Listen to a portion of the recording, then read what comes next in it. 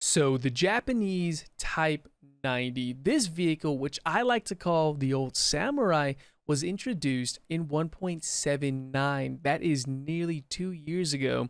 In fact, this coming June marks the second year that this vehicle was introduced, and quite a bit of things, or quite a few things, excuse me, has changed with this vehicle. Some for the better, for balance. Others not so much, and we'll go ahead and explain that in just a quick moment. So looking over the stat card really quick, it is a battle rating 10.0 vehicle, meaning it's not the top tier vehicle, but it does fight with the top tier vehicles about 94% of the time. The other 6%, you're in the down tier, which makes this vehicle incredibly satisfying, but we won't talk too much about that quite yet. So continuing on right here, it does have a mass of 51.6 tons. It has an engine power of 1,500 horsepower at 2,400 RPMs, propelling the vehicle up to 73 kilometers an hour. This vehicle is incredibly torquey and very responsive and is very quick. Take my word for it, this vehicle moves incredibly well. And for those arcade players, it does have a visibility of 95%. However, that might be adjustable because you do have the pneumatic suspension able to reduce the profile of this vehicle, or the height of it anyways. And that's probably one of the big things I want to talk about is it does have that. You're able to go up and down, make this vehicle look very tall or very short. You're able to pitch it forward and pitch it backwards to get greater gun elevation or gun depression, seeing that you only have -7 degrees on the vertical guidance, and you have plus 10 degrees for, well, the same thing, I guess. So you're not exactly going to be shooting down planes with this thing at all anytime soon, unless you're, perched up against a rock. So another big thing about this vehicle that is a huge detrimental issue is the fact that its protection really does not matter anymore in 1.97, because anything and everything that is shot by modern vehicles will go through even the thickest part of this turret. 3BM42, M829, DM33, and anything above that, CL, OFL 120, F1, will go through this thing like a hot knife through butter.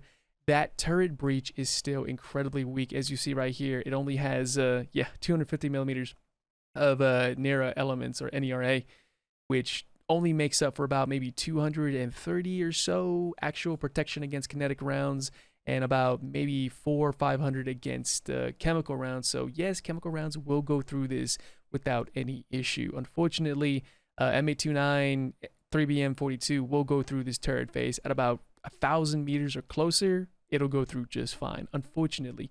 Now, another big thing about this vehicle that Gaijin had to nerf for balancing purposes was the fact that it has JM33, which was pretty much the first DM33 round in the game. It used to pen up to 540 millimeter at base pen. Now it only penetrates 481, on par with the DM33. As you can well imagine, NATO rounds for HeatFS were nerfed from 650 to 480, making this thing a little bit more difficult to play in my opinion, but is still very effective nonetheless. The cool thing is the vehicle did receive Gen 1 thermal sights, but you do have an 8 times to 12 times zoom sight with a sight FOV of 9:6, unfortunately. So that's kind of creates like a tunnel vision situation, though it's best to use this vehicle as a sniping vehicle. Another thing too I want to go ahead and mention is that it does have blowout panels, as you see right here. So if you do get shot in the back, you have 18 rounds for the first stage ready rack. And if you do lose it, you'll save your crew, but this thing takes forever to reload that ready rack. Take my word for it, it's about almost a minute long per shell, which is, especially at top tier, incredibly detrimental. So yeah, that all being said and done, let's go ahead and jump right into gameplay and see how it performs. Ooh, can we hit this guy? I think we can. He had the exact same idea. Awesome. Oh, got someone else here. Oh, driver and engine. Oh, he's mine. Come here. There we go. Beautiful. This should do it. Oh, yeah, you're mine, buddy. Wait, nope. Maybe one more. Okay, hold up. All right, here. Beautiful. Oh, I see someone right there. 1,300. What's that about right there? Awesome. Now, one of you guys made a comment. Every time I say right there, it usually results in a kill. And I've noticed that myself, too. Cool. Oh, yeah, I see you. Can we get him? Nope, I drew way too much lead. All right, yeah, I gave away my position now, but let's get a good shot on him. And awesome. Hull break. You know what? I don't like them, But yeah, we'll take it, I guess. Oh, someone wants to be sneaky, huh? 1,000? Oh no, a little too low on that. This should get him. Awesome. T80U, huh? I actually didn't know what that was.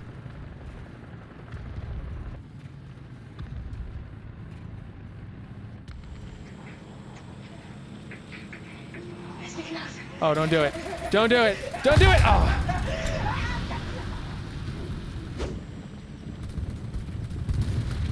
Oh boy. Yep, there's a 9DC right here.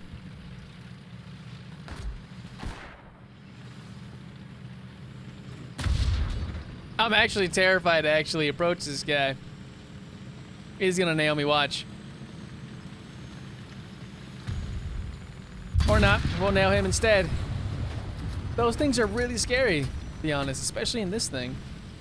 Oh boy. Oh, yep, I whipped it. But I got a better reload than he does.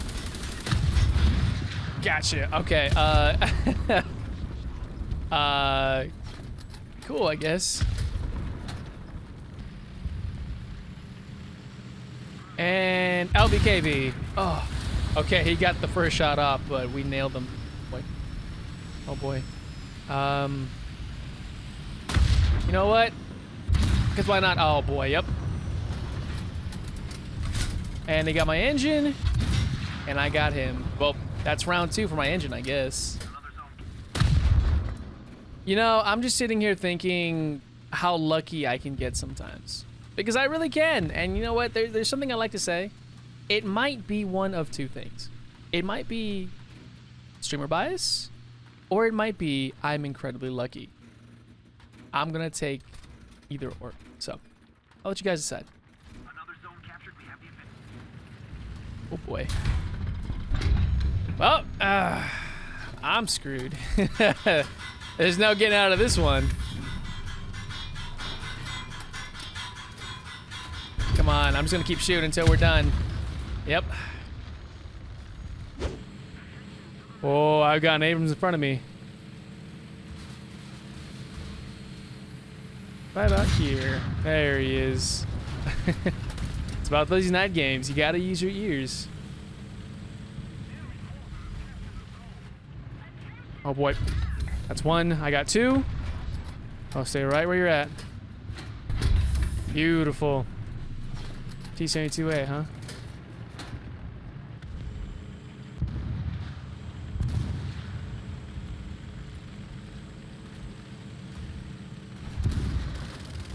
Oh, we're all ganking up on this guy.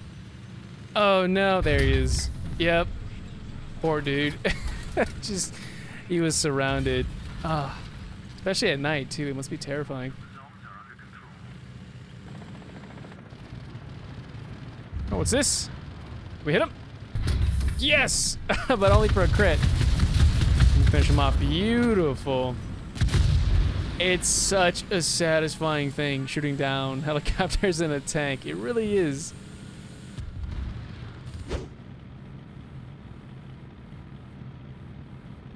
Oh boy, yep. There's my first target of the day, 1300. Nice. Let's see if we can finish him off. But he brought friends. Actually, I don't think we can. But his friends, however. 1250, not bad.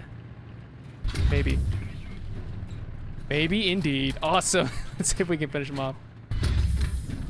Oh, wait, nope. I'll say about 1400. That should do it. Awesome. Beautiful. Oh, I think he's still there. Oh boy.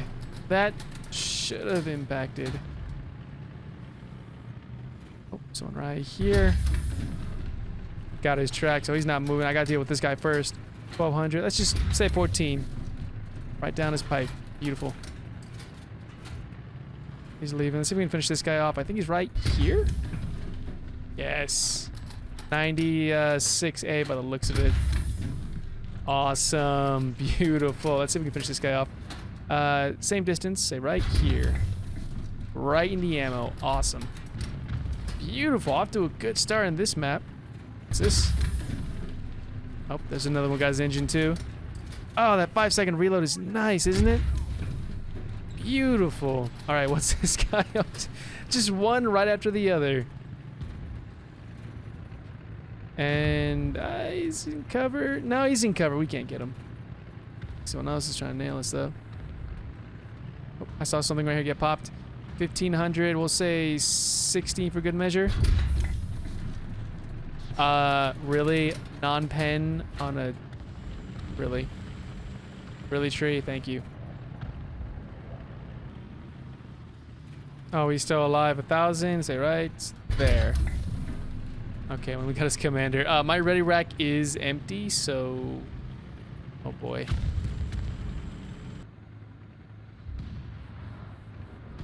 What's this? Well, it's dead now. And I may or may not be sitting on the cap point to replenish my ammo that I clearly went through. Oh, got someone in front of me. What is this? What is this? Sounds like an Abrams. Should be able to get him. Yes. That was really risky what I did, so I'm gonna call that luck.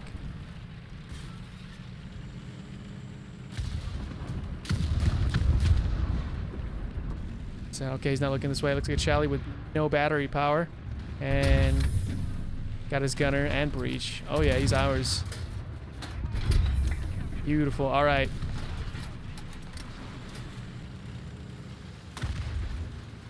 A lot of hate down here. Another Abrams down. I caught him from the rear. Oh, just him. Okay.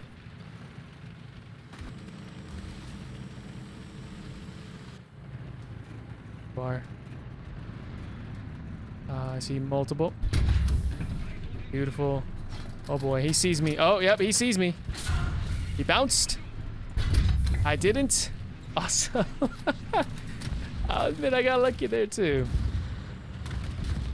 So being able to play the Type 90 the way I did today honestly took me back to when this vehicle used to be the apex predator, the true samurai, the one vehicle out there that would completely not only demoralize but demolish the enemy team with not only its protection but its firepower and that reload rate, and pair it with the speed as well, and it made for such a formidable vehicle that just doesn't really exist today because the firepower is still good, that's for sure. The gun depression is a little subpar. The gun elevation, the targeting traverse speed is just absolutely awful in my opinion. It has gotten me killed way too many times to be super comfortable with this vehicle again, if that makes sense. I guess I know I'm kind of sounding a little ranty right now, but this vehicle used to do incredibly well in its prime. It still does to this day, but you really need to know what you're doing with this type of vehicle. And what I'm talking about is, you know, proper shot placement, map positioning, or just standard positioning in the map.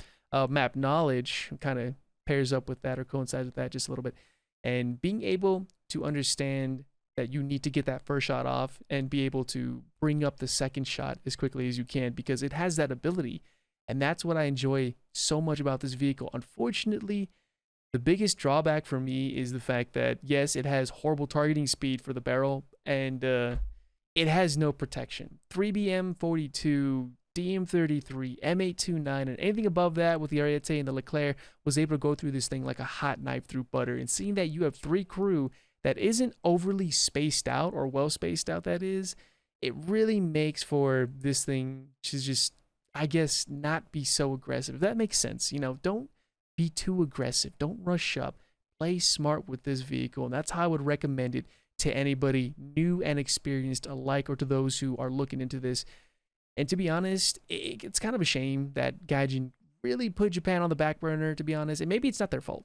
Okay, Japan has a limited amount of vehicles in existence. It is not totally their fault, but seeing Gaijin just add a second variant of the same thing was a little disappointing in my opinion. And overall, the way you saw me play the Type 90 is the exact same way you want to play the Type 90 Bravo variant, because it's the same thing. There's nothing different about it at all, aside a little bit of aesthetic appeal with the little added steel plates here, which do absolutely nothing to it. So take my word for it, it's the exact same thing. So is it worth the effort to get all this grind on? Probably not for this thing, but for the regular Type 90, Absolutely. But for the time being, I would probably say Japan maybe isn't in a desirable spot right now. But hey, who knows? Maybe in the future it might. Yeah, that's really it, to be honest. That's my opinion on the matter. So I hope you guys did enjoy the gameplay. If you happen to be interested in the type of skin I was using, the Type 90, the link will be down in the description below. I have no affiliation with the person. It's just a skin I like having because it looks really nice, in my opinion. And another thing too, if you did happen to enjoy everything, feel free to check out my live streams over on Twitch. Link is also down in the description below. You'll find me every day around 12 p.m. Pacific Standard Time. I look forward to seeing you guys there. So until next time, ladies and gentlemen, stay safe, stay healthy. Again, that pandemic is still in full swing, and just do what you can to stay healthy. And I'll see you guys not only in the next video, but in War Thunder itself. Until next time.